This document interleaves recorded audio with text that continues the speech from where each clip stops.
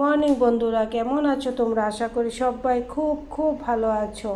আমিও ভালো আছি বন্ধুরা। তাই সকালে স্নান সেরে পূজা পাঠ সেরে এই ব্রেকফাস্ট রেডি করলাম। তাই ভাবলাম যে ভিডিওটা তোমাদের সাথে একটু শেয়ার করি।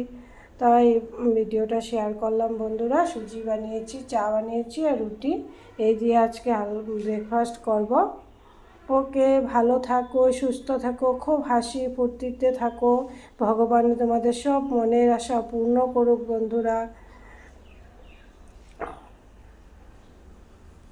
ওকে, বাই।